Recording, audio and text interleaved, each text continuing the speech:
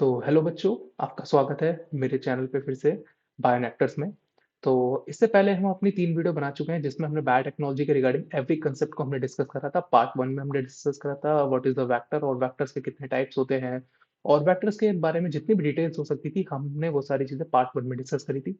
Part 2 में इससे पहले हमने डिस्कस करा था आपके रेस्ट्रिक्शन एंजाइम्स के बारे में, नोमेनक्लेचर्स के बारे में, nomenclature of a vector, nomenclature of a restriction enzyme, इन सारी चीज़ों के रिगार्डिंग जितने भी कंसेप्ट हो सकते हैं, हमने वो सारे कंसेप्ट कंप्लीट करे थे और फिर उसके बाद पार्ट 3 में हमने डिस्कस करा था आपके रिकॉम्बिनेंट डीएनए टेक्नोलॉजी के डिफरेंट डिफरेंट स्टेप्स। तो आइए चलिए आज हम अपनी 4th वीडियो कंप्लीट करते हैं और इसमें आज हम डिस्कस करेंगे आपके बायो प्रोसेसिंग के बारे में। इससे पहले हमने जेनेटिक इंजीनियरिंग के बारे में कंप्लीटली डिस्कस कर चुके हैं। बायोटेक्नोलॉजी के आपके 2 प्रिंसिपल्स होते हैं, अगर आपको याद हो तो आपकी बायोटेक्नोलॉजी के 2 प्रिंसिपल कौन-कौन से थे? पहला था आपका जेनेटिक इंजीनियरिंग, दूसरा था आपका बायो प्रोसेसिंग। जेनेटिक इंजीनियरिंग में रिकॉम्बिनेंट डीएनए टेक्नोलॉजी आती है। इससे पहले वाली वीडियो में हम ये सारी चीज़ें डिस्कस कर चुके हैं और उसका डिस्क्रिप्शन में आपको लिंक मिल जाएगा। मैंने सीक्वेंस वाइज़ सारी की सारी वीडियो डाल रखी है, पार्ट 1, पार्ट 2 एंड पार्ट 3 करके आप जाइए और उनको देखिए और अपने कमेंट्स में ज़रूर बताइएगा कि वीडियो आपको कैसी लगी और आपको कोई भी रिगार्डिंग डाउट हो तो आप इस वीडियो के एंड में मेरा जो एक पोस्टर है जिसमें आपको मेरा नंबर मिलेगा और आपको ईमेल आईडी मिलेगी। अगर आप किसी भी तरीके से अगर फ्री नोट्स चाहिए हो या किसी भी तरीके की हेल्प चाहिए हो, नीट बायोलॉजी पेपर के रिगार्डिंग या फिर आपको तैयारी के रिगार्डिंग कोई दिक्कत आ रही है बायोलॉजी में, किसी भी सब्जेक्ट में बायोटेक्नोलॉजी हो, आपका रिप्रोडक्शन हो, आपका जेनेटिक्स हो, किसी भी सब्जेक्ट से रिलेटेड, तो आप फ्रीली मुझे व्हाट्सएप कर सकते हैं और ईमेल कर सकते हैं। मैं आपके ईमेल का रिप्लाई ज़रूर दूँगा। ठीक है? तो चलिए आज हम स्टार्ट करते हैं। तो स्टार्ट करने से पहले हम थोड़ा बहुत डिस्कस कर लेते हैं, अभी तक हम क्या पढ़ते हुए आए हैं। ठीक है? तो चलो बच्चों, स्टार्ट करते हैं। देखो, इससे पहले हमने पढ़ा था बायोटेक्नोलॉजी के बारे में बेटा। बायोटेक्नोलॉजी क्या होती है? फर्स्ट वीडियो की बात करें तो बायोटेक्नोलॉजी में। फिर उसके बाद हमने पढ़ा था प्रिंसिपल ऑफ बायोटेक्नोलॉजी के बारे में बेटा। Principles of biotechnology, biotechnology. Biotechnology के 2 प्रिंसिपल्स होते हैं। एक होता है आपका जेनेटिक इंजीनियरिंग बेटा। दूसरा दूसरा जो प्रिंसिपल होता है इसका बायो प्रोसेसिंग। बायो प्रोसेसिंग जिसमें हम मास प्रोडक्शन करते हैं। ठीक है? जेनेटिक इंजीनियरिंग की बात करें, जेनेटिक इंजीनियरिंग तो इसके अंदर आता है आपका आरडीटी का प्रोसेस। आरडीटी के प्रोसेस के बारे में हम डिस्कस कर चुके हैं जिसका नाम होता है recombinant DNA technology. Recombinant DNA technology, recombinant DNA technology. और रिकॉम्बिनेंट डीएनए टेक्नोलॉजी के जितने स्टेप्स होते हैं, सबसे पहला था isolation of a DNA. Isolation of a DNA. फिर उसके बाद cutting of a DNA. Cutting of DNA with the restriction enzyme. Restriction enzyme के बारे में भी हम डिस्कस कर चुके हैं ऑलरेडी। Already discuss. ठीक है?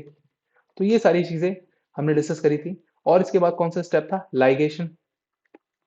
लाइगेशन ऑफ अ डीएनए, जो हमारा जीन ऑफ इंटरेस्ट होता था बेटा, उसको हम लाइगेट किसके साथ करते हैं? वेक्टर के साथ।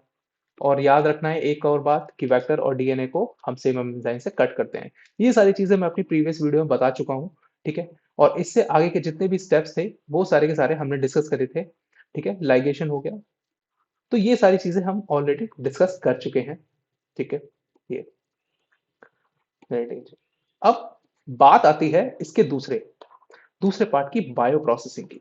बायो प्रोसेसिंग, हमने पहला प्रिंसिपल कंप्लीट कर चुके हैं बायोटेक्नोलॉजी का। आज हम बात करेंगे सेकंड प्रिंसिपल की, बायो प्रोसेसिंग है क्या? बायो प्रोसेसिंग क्या होती है? बायो रिएक्टर्स क्या होते हैं? बायो रिएक्टर्स क्या होते हैं? फर्मेंटर क्या होते हैं? फर्मेंटर क्या होता है भाई? फर्मेंटर बहुत नाम सुना है, फर्मेंटर्स क्या होता है? ठीक है? बायो रिएक्टर्स के बेटा कितने टाइप्स होते हैं? कितने टाइप्स के बायो रिएक्टर होते हैं? ये डिस्कस करेंगे। और हम डिस्कस करेंगे कि एक बायो रिएक्टर्स के अंदर क्या-क्या उसके एलिमेंट्स होते हैं, एलिमेंट्स ऑफ बायो रिएक्टर।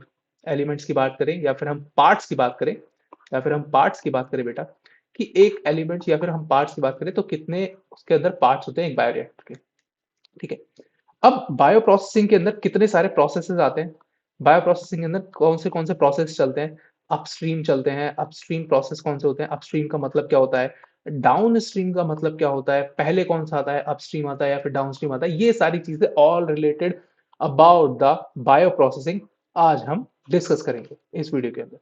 तो चलिए स्टार्ट करते हैं। हमने प्रीवियस वीडियोस का कुछ एक क्विक रिवीजन सा ले लिया, ठीक है? चलो, सबसे पहले हम पढ़ते हैं बायो प्रोसेसिंग है क्या?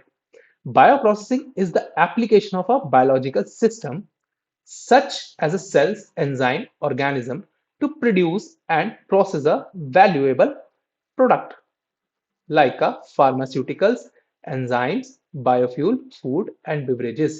देखो बेटा, बायो प्रोसेसिंग आप एक और लाइन चाहे तो ऐड कर सकते हो। वैसे मैं आपको एक इस पूरी लाइन का मतलब बताता हूँ। Bio processing is a application of a biological system.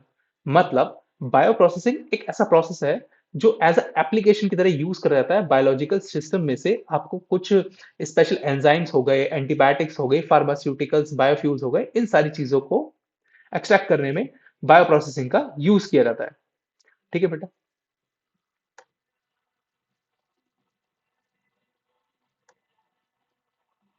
चलो डिस्कस करते हैं। ठीक है, एक और लाइन चाहे तो आप ऐड कर सकते हो कि bio processing is a principle of biotechnology, one of the principle of biotechnology। ठीक है बेटा? कलर चेंज कर लेते हैं हम थोड़ा, रेड कलर लेते हैं, रेड कलर से इजी रहेगा स्लाइड्स पे। देखो, फिर उसके बाद इसने कहा it is a central aspect of a biotechnology that combine biological and the engineering principles to manufacture product on a commercial scale. ये जो वर्ड है ना बेटा, कमर्शियल स्केल, इसी वर्ड के रिगार्डिंग बायो प्रोसेसिंग है। तो bio processing it is a process, और we can say that bio processing is a one of the principle of a biotechnology which is used to produce to produce a biological products like a biofuels, enzymes, antibiotics on a commercial scale। ठीक है? तो आप लोगों को समझ में आया? तो बायो प्रोसेसिंग क्या है? एक तरीके का बायोलॉजिकल प्रोसेस है, या फिर हम कहें bio processing it is a one of the, ये एक प्रिंसिपल है बायोटेक्नोलॉजी का।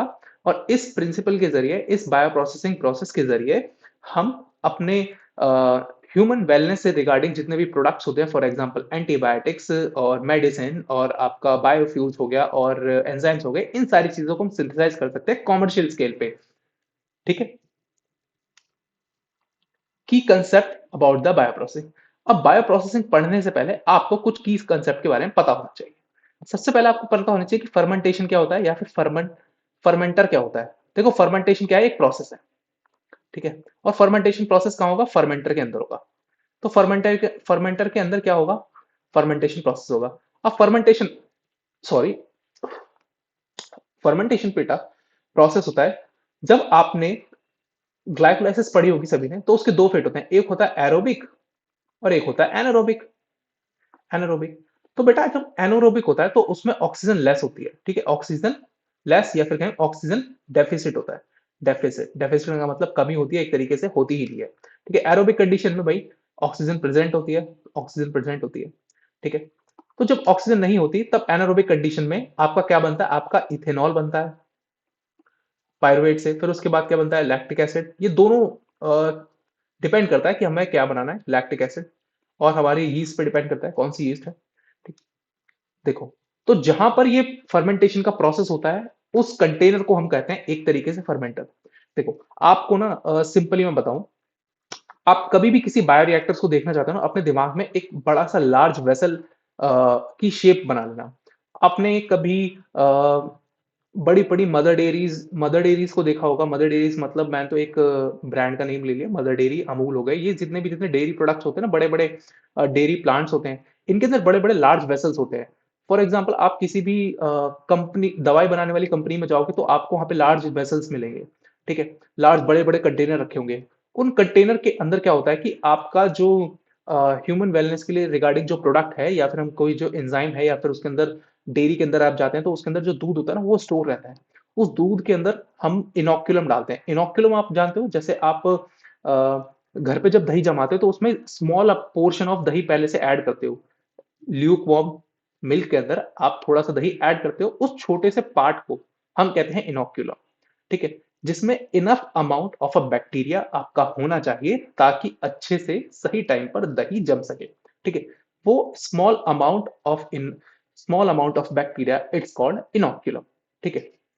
तो समझ में आया बेटा फर्मेंटर क्या होता है? Fermenter is a large vessel जिसके अंदर वो सारी की सारी कंडीशन अवेलेबल होती हैं जिससे फर्मेंटेशन का प्रोसेस हो सके, ठीक है? उसी तरीके से बायोरिएक्टर्स होते हैं। बायोरिएक्टर्स में सारी चीजें मेंटेन करी जाती हैं, ठीक है? फर्मेंटेशन का कब यूज करा जाता है और बायोरिएक्टर्स का कब यूज करा जाता है, हम पढ़ लेते हैं, ठीक है? The use of a micro organism to convert the raw material into a product, मतलब माइक्रो ऑर्गेनिज्म के द्वारा किसी रॉ मटेरियल को प्रोडक्ट में कन्वर्ट करना। फॉर एग्जांपल दूध से आपका दही बनाना एक तरीके का क्या है, फर्मेंटेशन प्रोसेस है, ठीक है?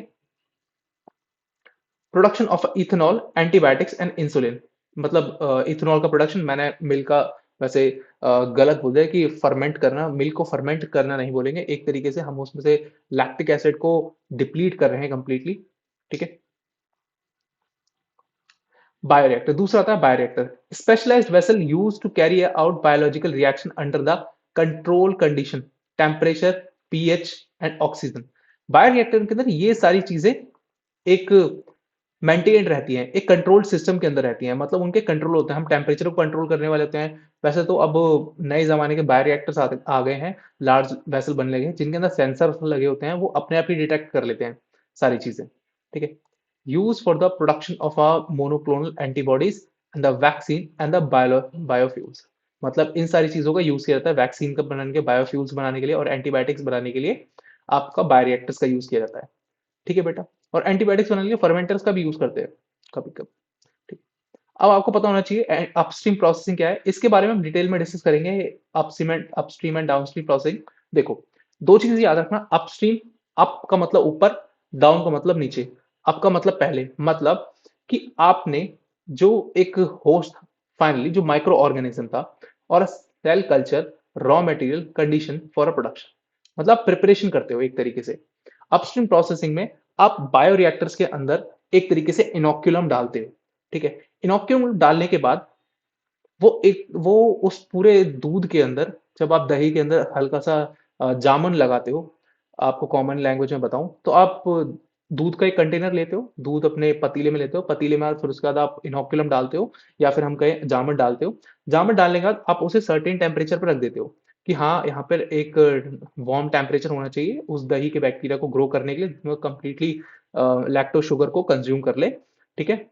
और फाइनली जब आपका लैक्टिक एसिड बन जाता है या फिर हम कहें दही बन जाता है, तो दही बनने तक के प्रोसेस को आप क्या कहोगे? Upstream processing.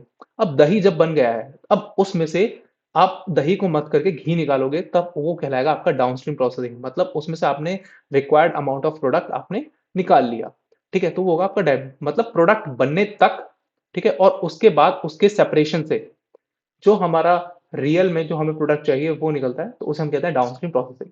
देखो इसे समझो, ये लिखा क्या है, देखो, preparation of the micro organism, preparation of a microorganism और a cell culture, raw material and condition for the production, media preparation, inoculum development. ये आता है आपका अपस्ट्रीम प्रोसेसिंग में। कैसे? कि आप ना ये सारी चीजें प्रिपेयर कर रहे हो, एक बड़ा सा कंटेनर है, ठीक है? उसके अंदर आप ये सारी चीजें इनोकुलम डाल रहे हो, इनोकुलम, इनोकुलम समझ में आया ना? वो small amount of a substance which is used to prepare a large product, inoculum,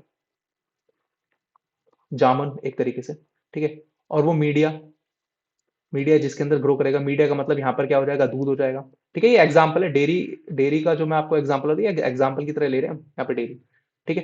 तो ये सारी चीजें आपकी अपस्ट्रीम। डाउनस्ट्रीम में क्या आता है? Steps involve in the purifying the product after the synthesis in the bioreactor. अब इसे डाल करके हमने छोड़ दिया 24 आवर्स के लिए, 24 आवर्स के लिए छोड़ दिया। अब इसके बाद इसमें क्या बनेगा भाई? कर्ड बन जाएगा, कर्ड, ठीक है? अब ये जो बना है, ठीक है, अब इस कर्ड को हम प्योरीफाई करेंगे, प्योरीफाई करेंगे और हम इसे एक तरीके से एजिटेट करेंगे। हम दही मथते हैं ना, हाथों से एजिटेट करते हैं, हिलाते हैं, ठीक है? और उसमें अच्छे से प्रोडक्ट का सेपरेशन करेंगे, इसमें सेपरेशन कर लेंगे। सेपरेशन किसका? इसमें से वे अलग निकल जाएगा, जिसे आप लोग मट्ठा कहते हैं ना, वे। और इसमें से आपका मक्खन अलग निकल जाएगा, मक्खन जो बटर होता है। फिर बटर को आप एक तरीके से जला करके दही घी निकाल लेते हो अपना। तो उसी तरीके से ये सारे जो प्रोसेस है, ये तो एक एग्जांपल के तौर पे बताया मैंने आपको। तो फिल्ट्रेशन, सेंट्रीफ्यूगेशन और क्रोमेटोग्राफी। क्रोमेटोग्राफी किस लिए यूज की जाती है? मिक्सचर में से एक पर्टिकुलर सब्सटेंस को सेपरेट आउट करने के लिए। मिक्सचर ऑफ सब्सटेंसेस में से एक पर्टिकुलर पार्ट को सेपरेट आउट करने के लिए आपका क्रोमेटोग्राफी यूज करी जाती है। ठीक है, तो अपस्ट्रीम और डाउनस्ट्रीम प्रोसेसिंग समझ में आया सभी को? अगर नहीं समझ में आया बेटा तो आप लोग कमेंट करना, मैं आपको अच्छे से समझा दूंगा। ठीक है, वापस से एक और वीडियो बना दूंगा इस पे। तो बायोरिएक्टर्स क्या होते हैं? ठीक है, एक और बार मतलब हम डिटेल में पढ़ते हैं इन सारी चीजों को। अपस्ट्रीम मैंने कहा था ना, आपको ये छोटी वीडियो रहेगी, लेकिन आपको कंप्लीट समझ में आना चाहिए, एक एक चीज का कंटेंट मिलेगा आपको बहुत अच्छा।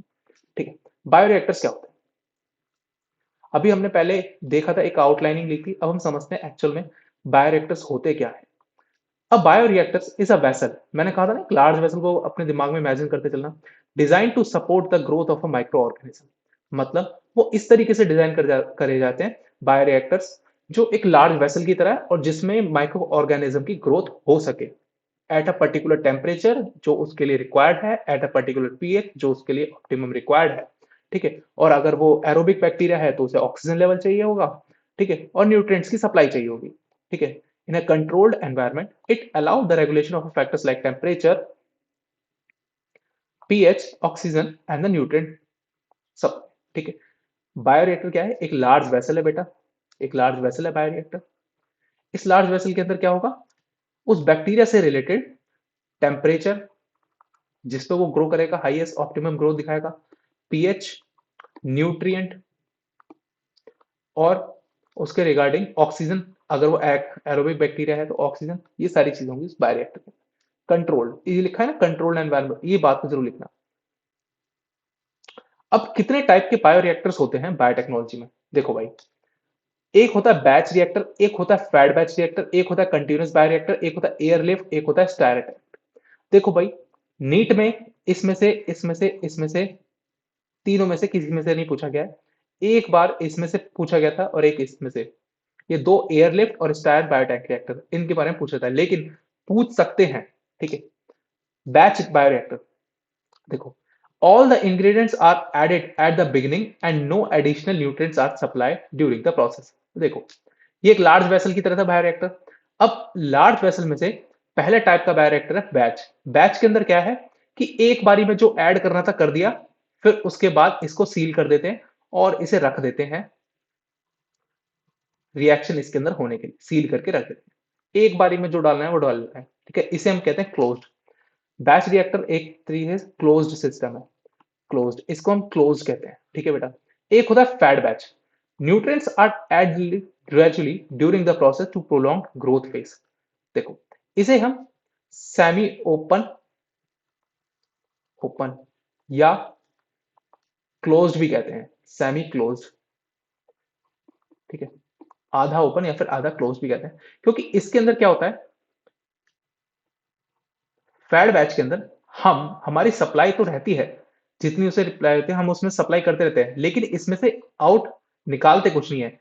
इन तो होगा लेकिन आउट नहीं होगा। ठीक है, इसी तरीके से इसमें ना तो इन होगा ना ही आउट होगा। ठीक है बेटा, समझ में आया सभी को? फ्रेश अब होता है continuous. Fresh medium is continuously added, culture is removed at the same rate. मतलब अब तीसरे टाइप के बायोरिएक्टर में क्या होगा? तीसरे टाइप के इन भी होगा बेटा, हम उसमें डायरेक्ट इन भी करते रहेंगे, जो भी न्यूट्रिएंट चाहिए, जो भी ऑक्सीजन चाहिए वो ऐड भी करते रहेंगे और उसमें से हम आउट भी करते रहेंगे। ठीक है, तो ये होता है आपका कंटिन्यूस। बैच कल्चर में कोई भी चीज ना तो इन होगी बायोरिएक्टर के ना ही आउट होगी, एक बारी में जो डालना है डाल दिया, फिर उसके बाद उसे हम सील करके रख देंगे। दूसरा होता है आपका फेड बैच, इसके अंदर हम कंटिन्यूस वे में डालते रहते हैं, कंटिन्यूस वे में नहीं, हम जब उसकी रिक्वायरमेंट रहती है उसकी रिक्वायरमेंट के अकॉर्डिंग हम उसमें प्रोवाइड कर देते हैं, लेकिन उसमें से निकालते कुछ भी नहीं है। ठीक है, कंटिन्यूस कल्चर में क्या होता है कि हम एक तरफ से डालते रहते हैं और उसी सेम रेट पे उसमें से निकालते रहते हैं। ठीक है, दूसरा होता है airlift. It utilise air bubbles to circulate the nutrients at the oxygen without mechanical agitation. देखो बेटा, अब इसके लिए एक स्लाइड ले लेते हैं, next blank slide, airlift.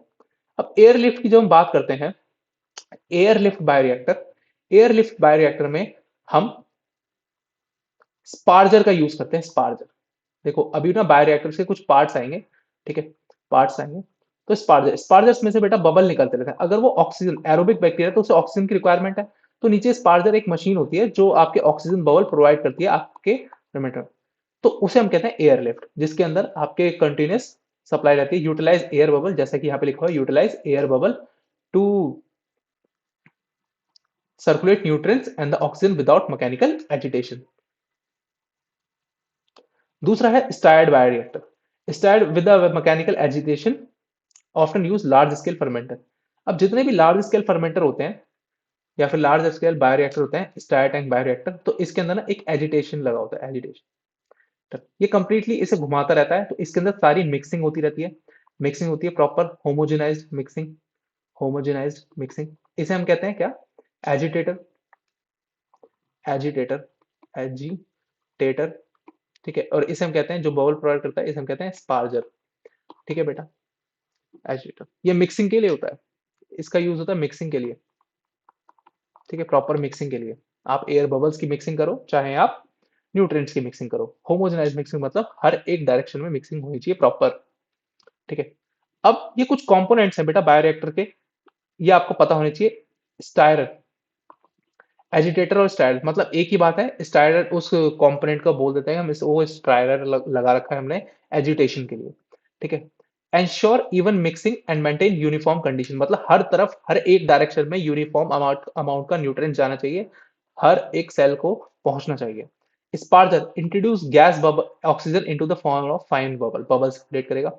Sensors लगे होते हैं, monitor pH, temperature and dissolve oxygen को मेंटेन करने के लिए। एक होता है आपका cooling jacket, control the temperature, मतलब यहाँ पे ना ये जैसे बायोरिएक्टर का वेसल है, तो इसके चारों ओर ना एक कूलिंग जैकेट लगी होती है बेटा, जो यहाँ पे से इसे इंसुलेशन का प्रोवाइड करती है। इसमें से हीट को, टेम्परेचर को बाहर नहीं जाने देती। अगर अंदर ज्यादा टेम्परेचर होता है तो उसके लिए अलग टाइप की जैकेट यूज करी जाती है, ठीक है। डिपेंड करता है हमारा एलिमेंट्स कौन सा है।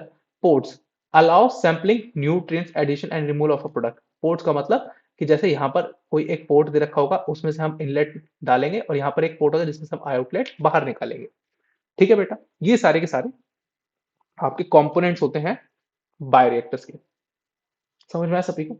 अब देखते हैं बायो प्रोसेसिंग जो होती है उसके अंदर कितने सारे स्टेप्स हैं। बायो प्रोसेसिंग के स्टेप्स, सबसे पहला होता है इसका अपस्ट्रीम प्रोसेसिंग।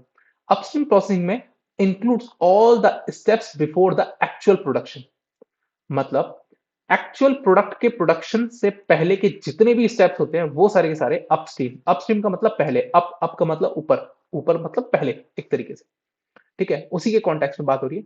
इसके अंदर कौन कौन से स्टेप्स आते हैं? Selection and the preparation of a micro organism और a cell line, example bacterial, yeast और मैमिलियन। मतलब कि आपको माइक्रो ऑर्गेनिज्म प्रिपेयर करने हैं, आपको इनोक्यूलम प्रिपेयर करना है। आप जामुन लगाते हो ना, तो पहले उसे देखते दो कि हाँ उसमें इनफ अमाउंट में दही है या नहीं है। आप ऐसा सुनिए कि वो पानी पानी से लेकर के लगा देते हो, उससे तो आपका टाइम बढ़ जाएगा, उससे दही अच्छे से कहाँ जम पाता है, ठीक है। Preparation of a culture medium containing nutrient. Culture medium से क्या मतलब है? एक तरीके से आप उसमें दही जमाने के लिए जिसमें वो जामुन लेते हो, वो किसी दूध में डाल दो ना, एक प्रॉपर टेम्परेचर पे होता है वो दूध, ठीक है। खौलता हुआ दूध नहीं होता, कभी भी खौलते दूध में मत डाल देना, कभी नहीं बनेगा। Sterilisation of a medium and the equipments to avoid the contamination. आप उस दूध को उबाल करके ठंडा करते हो ना, एक नॉर्मल टेम्परेचर पे आने देते हो, ठीक है, ताकि उसमें जितने भी माइक्रोज एक्स्ट्रा माइक्रो ऑर्गेनिज्म वो सारे के सारे किल हो जाए। Inoculation of a micro organism और cell into the medium. Inoculation का मतलब इनोक्यूलम को डालना उस मीडियम के अंदर, क्या कहलाता है आपका? इनोक्यूलेशन। Inoculation, inoculation. इनोक्यूलम का मतलब मैं आपको बता भी दे रहा हूं एक इंग्लिश में लिख करके, अगर कभी आए। इनोक्यूलम क्या रहता है? It is a small amount of bacteria which is used to prepare large scale production, ठीक है बेटा। लार्ज स्केल प्रोडक्शन करने के लिए हमारा जो स्मॉल अमाउंट का बैक्टीरिया दिया जाता है उसे हम इनोक्यूलम कहते हैं। क्लियर है? ये था अपस्ट्रीम प्रोसेसिंग में, ठीक है। दूसरा है फर्मेंटेशन ऑफ अ बायोरिएक्टर, मतलब अब हमने डाल दिया, उसके अंदर क्या रिएक्शन होगी, ठीक है, डालने के बाद। हमने दही दूध के अंदर आपका जामुन लगा दिया, अब उसके अंदर क्या होगा? Core stage where the micro organism और a cell and produce a desired product in the bioreactor. अब उस बायोरिएक्टर के अंदर, अब उस दूध के पतीले के अंदर आपका क्या डाला जा रहा है बेटा? इनोकुलम। इनोकुलम डालने के बाद अब वो सेल्स क्या करेंगे? प्रोड्यूस करना स्टार्ट करेंगे धीरे धीरे, सब सारा लैक्टिक एसिड बना देंगे लैक्टोज शुगर को कंज्यूम करके at a control temperature, pH, oxygen level और एजिटेशन। अगर टेम्परेचर रिक्वायर है ऑप्टिमम ग्रोथ के लिए वो टेम्परेचर देंगे, जो उसके ऑप्टिमम पीएच रिक्वायर है मेटाबॉलिक फंक्शन के लिए वो देंगे, अगर ऑक्सीजन रिक्वायर है तो देंगे, एरोबिक कंडीशन है, अगर agitate ensure the even mixing. Agitation बेटा करना बहुत जरूरी होता है प्रॉपर मिक्सिंग के लिए, होमोजिनाइजेशन रीच करने के लिए। Homogeneous homogeneous mixture. Homogeneous mixture का मतलब क्या होता है बेटा? कुछ नहीं, अच्छे से मिक्सिंग को हम कहते हैं होमोजेनियस मिक्सचर, मतलब कि इवनली, यूनिफॉर्म।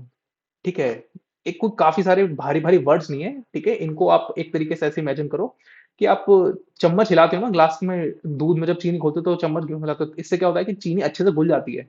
उसी तरीके से एजिटेटर की बात करें या फिर स्टायरर की बात करें, उसका बायोरिएक्टर में यही रोल होता है कि वो इवनली मिक्स कर देता है सारी की सारी सेल्स को अच्छे से इनोक्यूलम के अंदर और सारे के सारे न्यूट्रिएंट मीडिया को इनोक्यूलम के साथ। ठीक है बेटा। Downstream processing. Downstream involves the purification. अब डाउनस्ट्रीम प्रोसेसिंग, अब हमारा उसने सारा प्रोडक्ट बना दिया, ठीक है, involves the purification and isolation. Purification अब किसका होएगा बेटा? Purification isolation of a desired product after the production. ठीक है, steps involve separation, purification and packaging. Separation, removal of a cell or a debris, filtration और the centrifugation।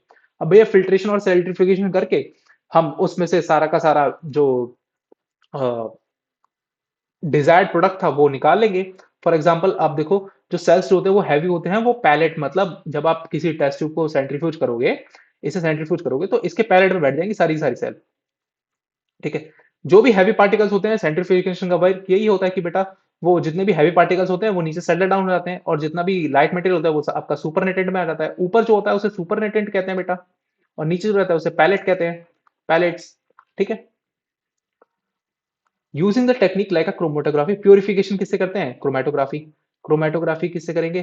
क्रोमेटोग्राफी क्या होती है? Chromatography, chromatography it is a technique which is use technique which is use technique used to separate particular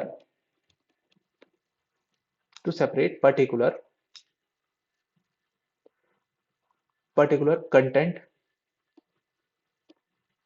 from the mixture। ठीक है, last है packaging. अब हमने वो निकाल लिया सबसे, क्रोमेटोग्राफी टेक्निक के जरिए हमने उसे प्यूरिफाई कर लिया, हमारे पास आ चुका है। Ensuring the product stable and ready for the use. अब हम पैकेजिंग के लिए दे देते हैं, उसे कॉमर्शियल प्रोडक्शन कर देते हैं कि सब तरफ पहुंच सके। फॉर एग्जांपल इंसुलिन, मैंने आपको जब ये बायोटेक्नोलॉजी की यूनिट स्टार्ट करी थी तब मैंने आपको एक जीन के बारे में बताया था कि इंसुलिन का एग्जांपल लेकर के चले करो, कि हमारे पास जो हाथों में इंसुलिन आ गया है अब, की जिसकी शुगर बढ़ती है, इंक्रीज होती है, हम उसे इंसुलिन दे देते हैं। अब वो इंसुलिन हमारे तक पहुंचा कैसे? वो इसी बायो प्रोसेसिंग जरिए की तरह पहुंचा। तो फाइनली जब हमारे हाथ में जो इंसुलिन आता है, जो एक बॉटल सी में होता है, फाइनली उस इंसुलिन का प्रोडक्शन इसी सारे प्रोसेस, रिकॉम्बिनेंट डीएनए टेक्नोलॉजी और बायो प्रोसेसिंग के जरिए जरिए मास प्रोडक्शन करके किया जाता है। अब पैकेजिंग का मतलब ये है कि अब उसके अंदर जो दवाई भरी हुई है, जो इंसुलिन है, जो एक तरीके का हार्मोन है, वो बेटा प्रिपेयर करा गया है बायो प्रोसेसिंग के जरिए। ठीक है, तो ये था आपका बायो प्रोसेसिंग से रिलेटेड। अब आपका ये वैसे कंप्लीट हो चुका है चैप्टर। हम एक बार और डिस्कस कर ले रहे हैं इस चैप्टर के अंदर, हमने पूरे चैप्टर के अंदर हमने क्या क्या चीजें डिस्कस करी। ठीक है, शुरुआत से। तो इसके लिए आपको एटलीस्ट 2 स्लाइडें लग जाए, क्या पता। तो स्टार्ट करते हैं, चलो फटाफट। सबसे पहले हमने पढ़ा बायोटेक्नोलॉजी के बारे में, बायोटेक्नोलॉजी। ठीक है, बायोटेक्नोलॉजी। उसके बाद हमने पढ़ा था इसके प्रिंसिपल्स के बारे में। प्रिंसिपल्स कितने टाइप के थे इसके? प्रिंसिपल्स प्रिंसिपल्स थे 2 टाइप के, एक था इसका जेनेटिक इंजीनियरिंग, एक था इसका बायो प्रोसेसिंग। बायो प्रोसेसिंग, ठीक है, बायो प्रोसेसिंग को आज हमने कंप्लीटली डिस्कस करा। जेनेटिक इंजीनियरिंग की जब बात करते हैं बेटा, जेनेटिक इंजीनियरिंग के अंदर आते हैं आपके RDT, recombinant DNA technology. Recombinant DNA technology के सेवरल स्टेप्स होते हैं। पहला स्टेप्स क्या था इसका? Cutting of a DNA, cutting oh sorry, पहला स्टेप इसका था isolation. Wait wait wait wait, मैं इसे इरेज कर देता हूँ फटाफट से, और फटाफट से अपना एक क्विक रिवीजन ले लेते हैं।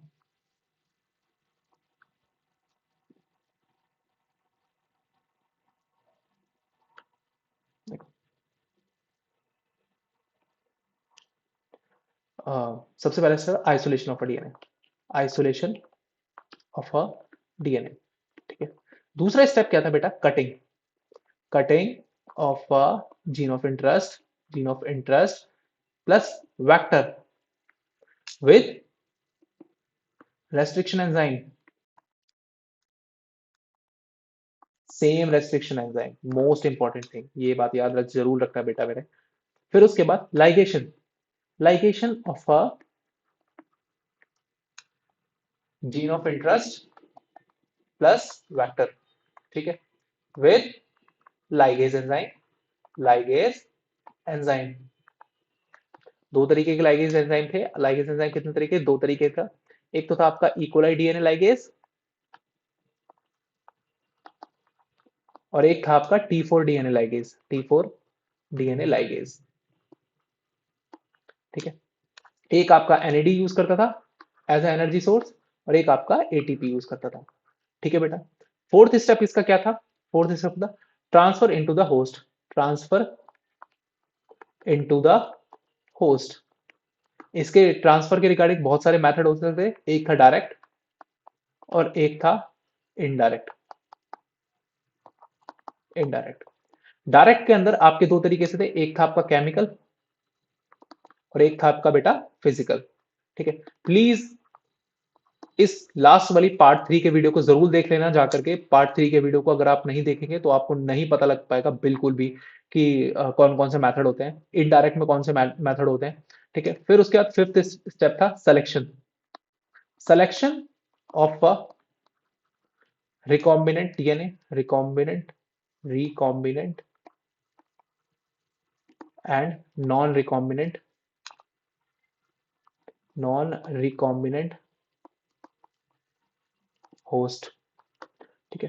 सिलेक्शन कर लेंगे। फिर उसके बाद सिक्स्थ स्टेप था, लास्ट स्टेप इसका, इसके बाद expression of a recombinant protein. R protein लिख रखा है तो कंफ्यूज मत होना, रिकॉम्बिनेंट प्रोटीन, ठीक है। तो जेनेटिक इंजीनियरिंग के बारे में ये था, और बायो प्रोसेसिंग के बारे में हमने आज डिस्कस कर ही लिया है, ठीक है। तो बायो प्रोसेसिंग से रिगार्डिंग आपको क्या क्या चीजें याद रखनी है, ये बात भी मैं बता दे रहा हूँ, आपको याद रखनी है जो बातें बायो प्रोसेसिंग के रिगार्डिंग।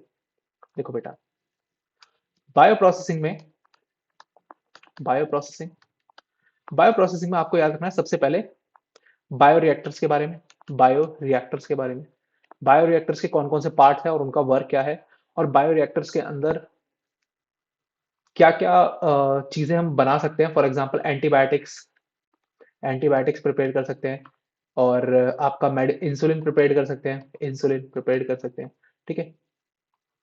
ये सारी चीजें, और आपके parts of bioreactor, parts of bioreactor, bioreactor, bioreactor और फर्मेंटर में क्या होता है? बायोरिएक्टर में आपकी कंट्रोल कंडीशंस होती हैं, पर्टिकुलर पीएच, टेम्परेचर, एटसेट्रा।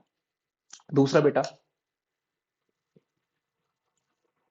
आपको याद रखना है पेपर पे, अपस्ट्रीम प्रोसेसिंग में क्या होता है, अपस्ट्रीम प्रोसेसिंग में क्या होता है, ठीक है। फिर डाउनस्ट्रीम प्रोसेसिंग में क्या होता है, डाउनस्ट्रीम प्रोसेसिंग में क्या होता है, ये सारी चीजें आपको याद रखनी है, ठीक है। पेपर में क्या पूछा जाता है? पेपर में देखो, बोर्ड के पेपर की बात करें, बहुत बार पूछा गया है, आरडीटी के सिंपल से स्टेप्स बताने हैं आपको बस, और उनको मेंशन करना है, उनके बारे में एक एक दो दो लाइन लिख करके आओगे, फुल मार्क्स मिलेंगे। अगर डायग्राम बना सकते हो, एक बात मैं आपको बताना चाहूंगा, पूरी बायोलॉजी के मेरे को 8-9 साल का एक्सपीरियंस हो गया बायोलॉजी में, और रिसर्च का एक्सपीरियंस हो गया मेरे को एटलीस्ट 5 इयर्स का। तो मैं आपको एक बात बताना चाहता हूँ बेटा, याद रखना, बायोलॉजी उसी की अच्छी होती है जिसके फंडामेंटल्स अच्छे होते हैं और जिसकी ड्राइंग अच्छी होती है। तो ड्राइंग अपनी अच्छे से रखना, अच्छे अच्छे डायग्राम बना करके आना, और कलरफुल डायग्राम बना के आओगे, मार्क्स मिलेंगे। शेडेड डायग्राम आगे, मार्क्स मिलेंगे। डायग्राम बनाने चाहिए, और सेल्फ एक्सप्लेनेटरी डायग्राम, मतलब फॉर एग्जांपल अगर आप यहाँ पे माइटोकॉन्ड्रिया भी बना रहे हो ना, माइटोकॉन्ड्रिया, तो उसके एक एक पार्ट को डिस्क्राइब करो, ठीक है, कि ये मैट्रिक्स है, फिर उसके बाद ये सिस्टर्न है, ठीक है, ये आउटर माइटोकॉन्ड्रियल मेम्ब्रेन है, और ये एक वेल लेबल्ड सेल्फ एक्सप्लेनेटरी, मतलब डायग्राम से ही पता लग जाए कि आप कहना क्या चाहते हो, ठीक है। ये सारी चीजें आपको याद रखनी है, ठीक है बेटा। और 1 मार्क्स के क्वेश्चन तो इसमें से बहुत बनते हैं। मैं नेक्स्ट अब जो वीडियो बनाऊंगा उसमें हम क्वेश्चन पेपर सॉल्व करेंगे। क्वेश्चन पेपर हम जितने भी पीवाईक्यूज है ना बायोटेक्नोलॉजी से रिलेटेड, जितने भी आपको मैंने टॉपिक पढ़ाए हैं उनमें से जितने भी पीवाईक्यूज अब तक आए हैं, ठीक है, हम वो सारी चीजें डिस्कस करेंगे। तो थैंक यू बेटा, थैंक यू बड़ा सा, थैंक यू। तो अगर ये है मेरा नंबर, ये यहाँ पे मेरा नंबर दे रखा है। अगर आपको कभी भी किसी चीज़ से बायोटेक्नोलॉजी में अ, या फिर नीट बायोटेक्नोलॉजी की अगर आपको तैयारी करनी है, नीट बायोलॉजी की, तो ये सारी चीज़ें अप टू क्लास 10th भी, CSR नेट लाइफ साइंस की, अगर गेट की, अगर DPT, GATE B, BAT, U CUET, अगर किसी की भी तैयारी करनी है आपको बायोलॉजी के रिगार्डिंग कुछ भी, ठीक है, आपको बायोलॉजी सब्जेक्ट से डरने की बिल्कुल भी जरूरत नहीं है। अगर इस सब्जेक्ट में 360 720 में से बेटा 360 मार्क्स का आता है बायोलॉजी का, तो मैं 100% आपको गारंटी देता हूँ, अगर आप अच्छे से मेहनत करोगे ना, तो आपके 340 या फिर 345 46 के अराउंड मार्क्स आपके कहीं नहीं गए, ठीक है। बस कंसेप्ट पता होना चाहिए। एंट्रेंस एग्जाम में रटा रटाया ज्ञान कहीं नहीं आता, सिर्फ कंसेप्ट आता है, तो कंसेप्ट ध्यान में रखना, उसी को पढ़ना और उसी को साथ लेकर के चलना, ठीक है। तो चलिए मिलते हैं नेक्स्ट वीडियो में और पीवाईक्यू सॉल्व करेंगे। नेक्स्ट वीडियो में हम पीवाईक्यूज इस टॉपिक से रिलेटेड जितने भी आ चुके हैं। तो बाय बच्चों, गुड नाइट।